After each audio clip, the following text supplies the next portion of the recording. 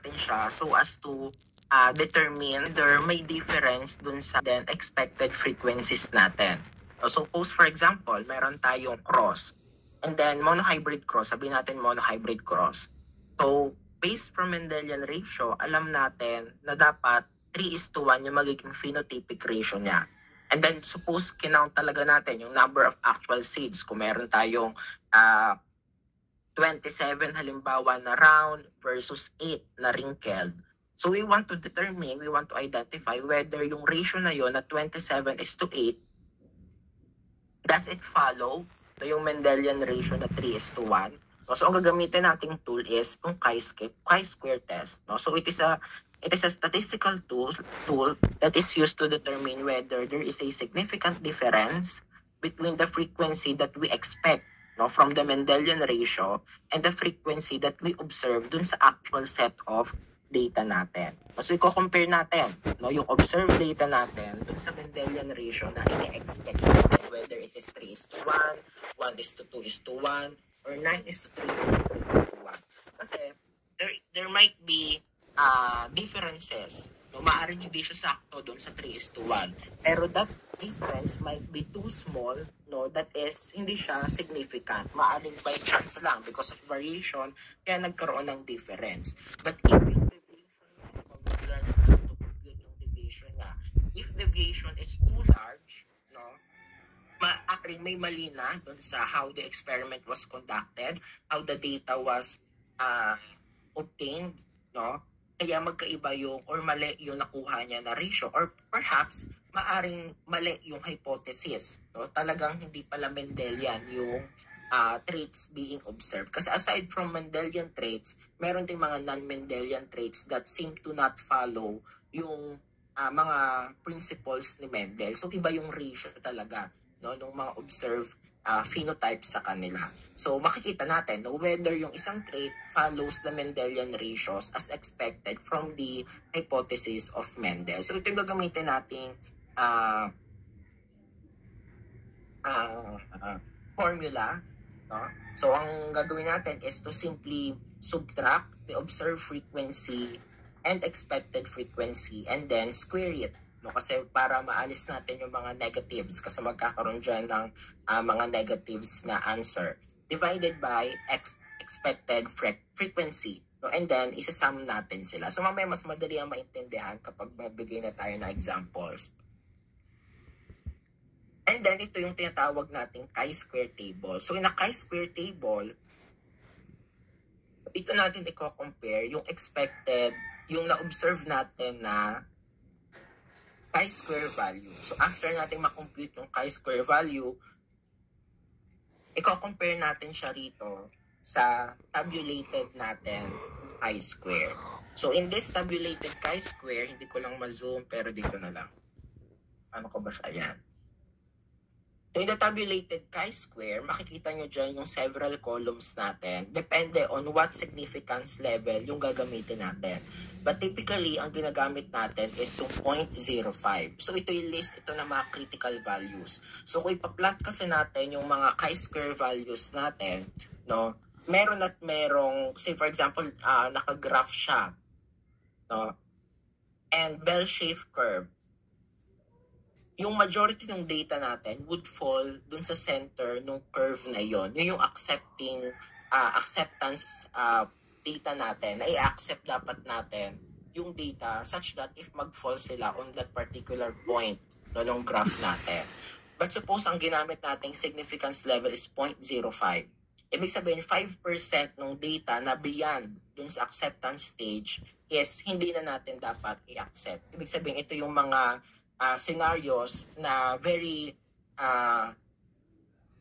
minimal yung chance na mag-occur, kaya hindi natin sila dapat i-accept, whether may mistake or hindi dun sa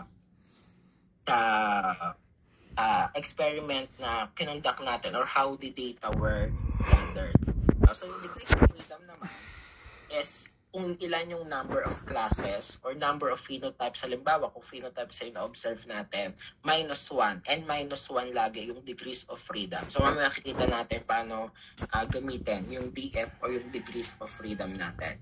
So, what I want to point out is palagi, pag gagamit tayo ng chi-square test, dapat may table kayo nito, nung chi-square table. Downloadable naman dito sa internet para i-compare natin palagi yung na-compute natin chi-square dito sa tabulated chi-square. So, let's have an example.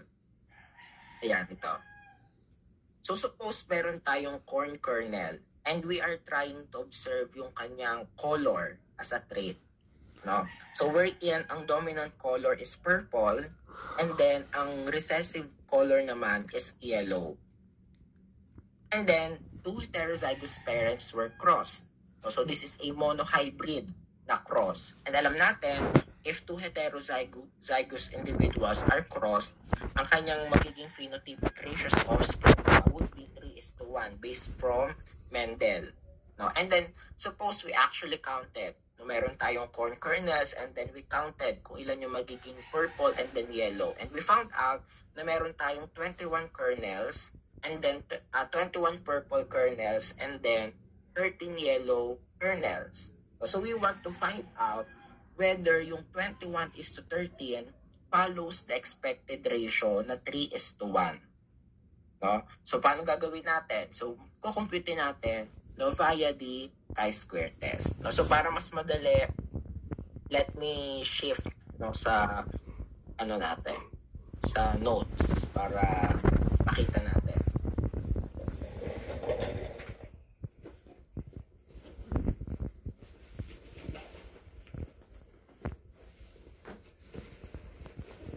So first step is syempre we need to list yung categories natin. Since ang ina-observe natin ay phenotype, na i-list natin yung mga observed phenotypes natin.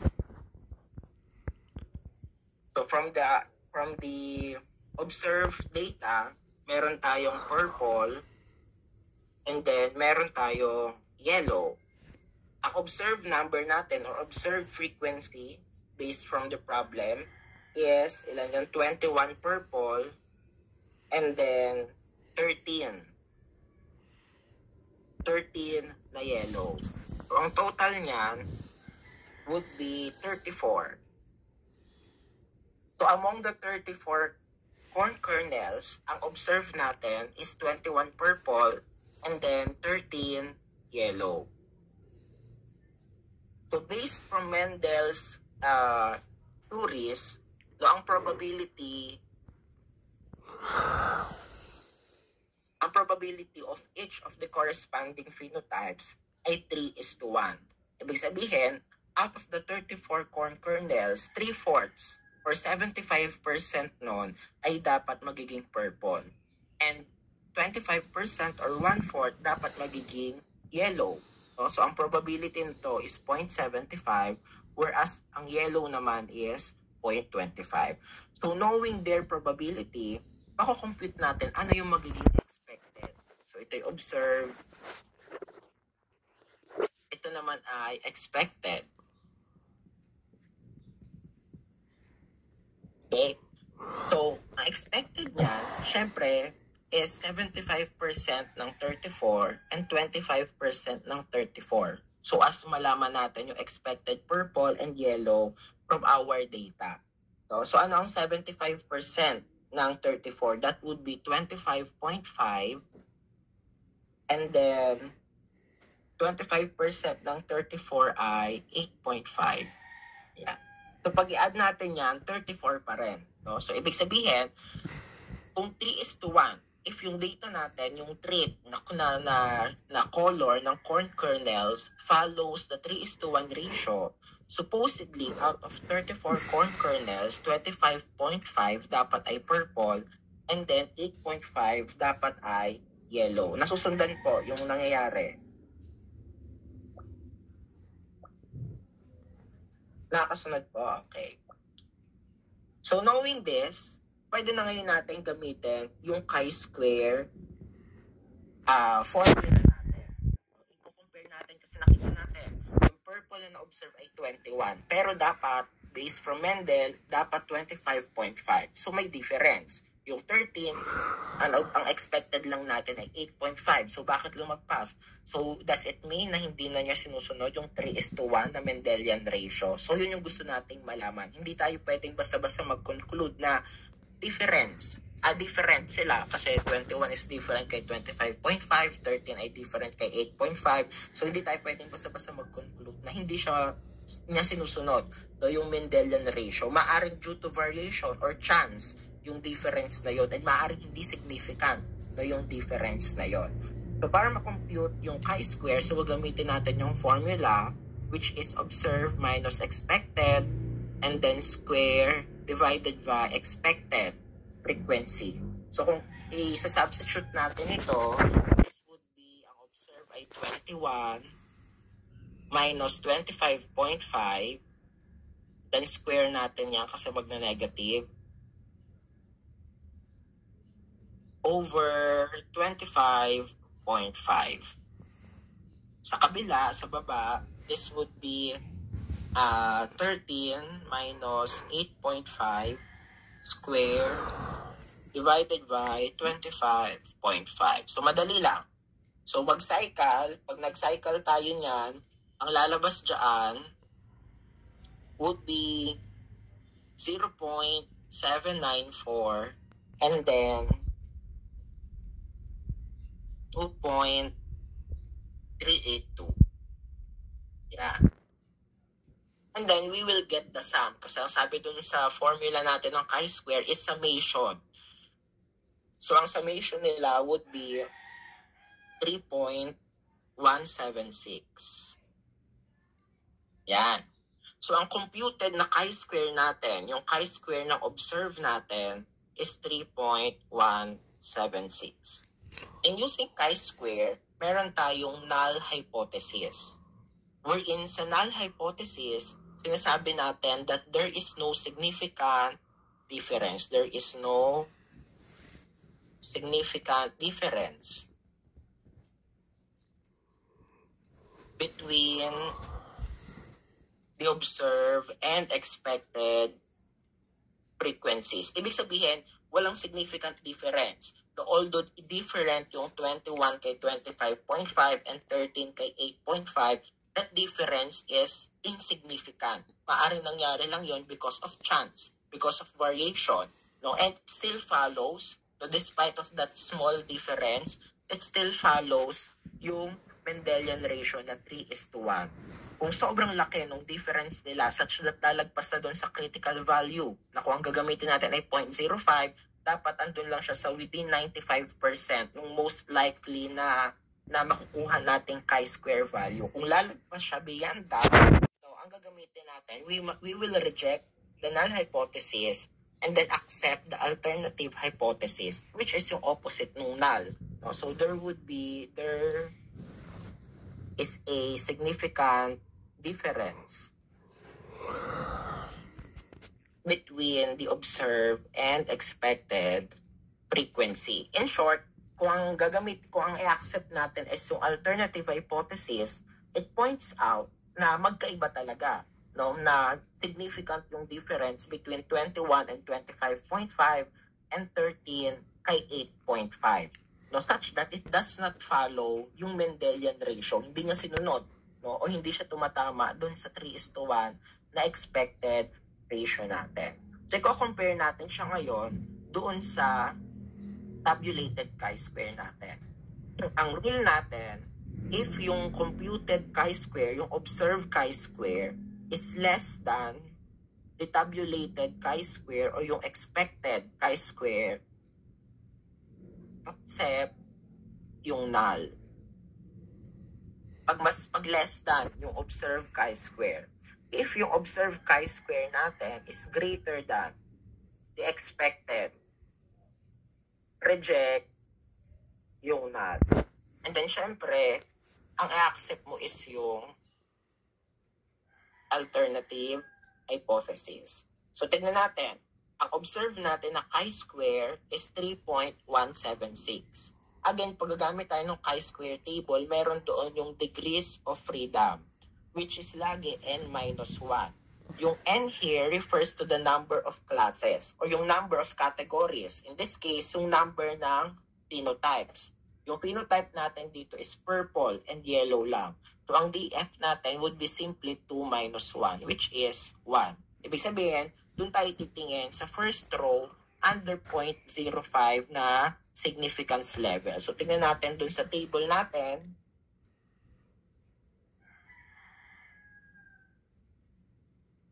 So, first row, kasi ang DF natin ay 1, and then under 0.05 na significance level, ang makukuha natin is 3.841.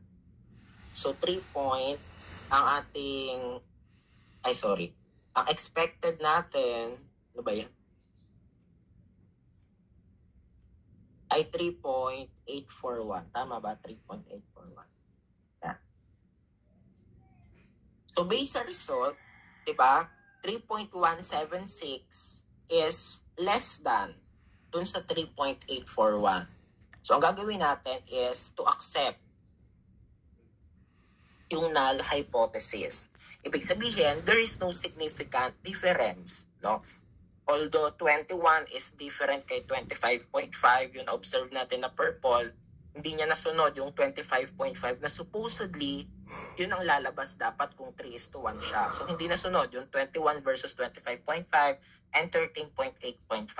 But still, sinusunod niya pa rin yung 3:1 na Mendelian ratio. So, maaaring yung difference is simply by chance, by variation, no? And Mendelian pa rin siya, no? 3:1 ratio pa rin yung sinusunod niya. Pwede rin natin itong gamitin sa dihybrid cross. Kung meron naman tayong dihybrid cross, halimbawa lang dito, may example kami kahapon na asa na yun. This one.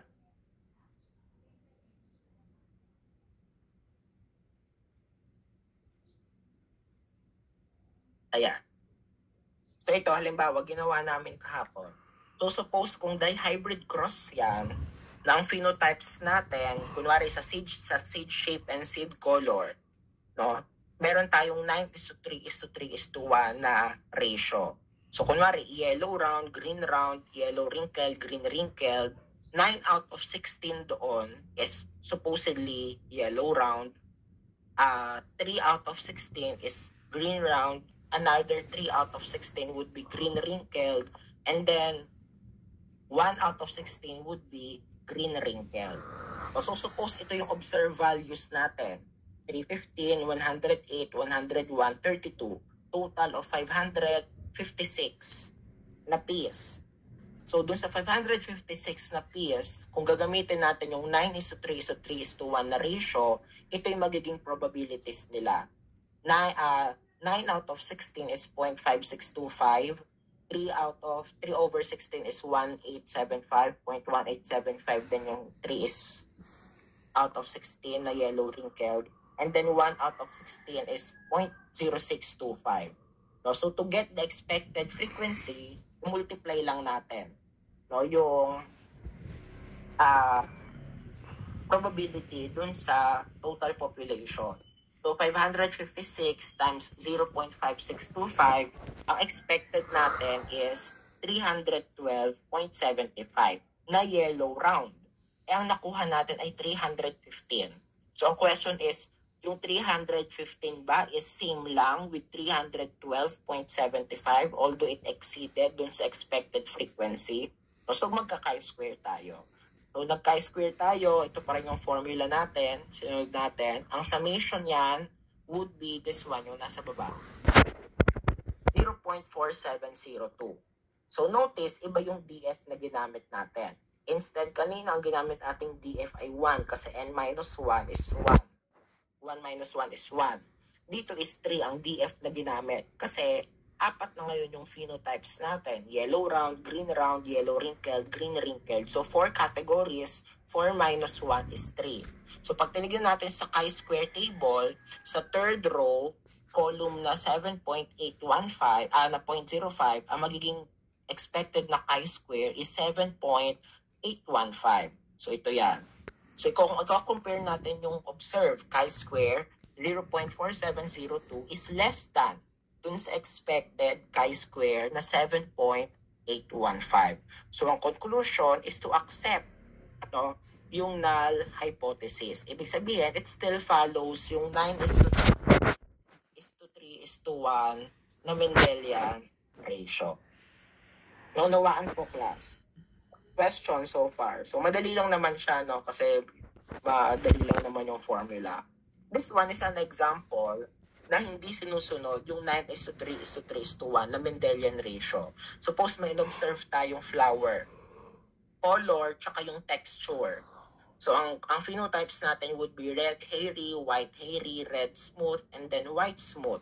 Ito yung observed values natin. So out of 158, ito yung corresponding observed value for each of the phenotypes.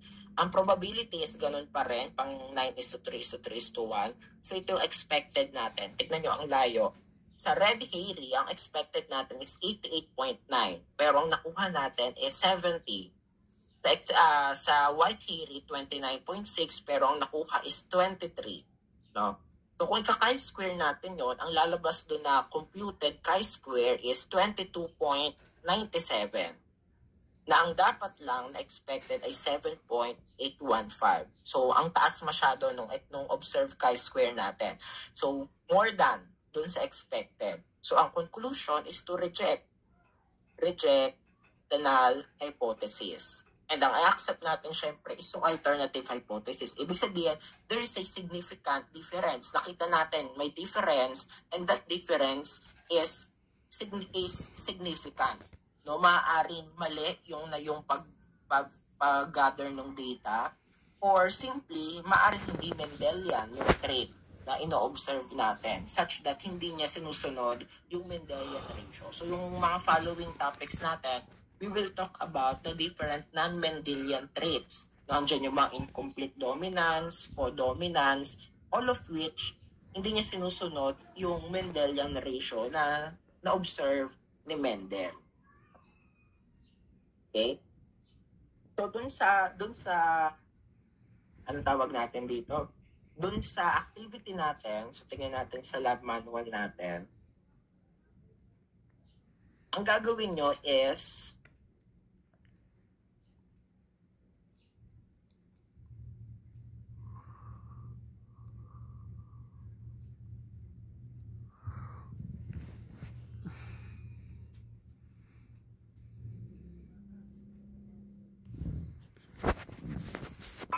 i-solve ko pala muna bago tayo mag-chi-square. Kasi dun sa saan na yung notes? Dun sa problem natin is boys, girls, boys, girls. So, isolve ko muna to. So, if meron naman tayo ngayon, suppose we have, we are counting, a frequency distribution of a trait that falls only into two categories. Kunwari, boy or girl, head or tail. So these are only two categories, two mutually exclusive events na pwedeng mangyari. So yung isa sabihin natin P, and then yung alternative event is Q. So kung ano yung probability ng P and Q, that would always be equal to 1. Kasi dalawa lang yung pwedeng mangyaring event. Either yung event A or yung event B. Kaya by some rule, yung sum of their probabilities would be equal to 1. So kung sa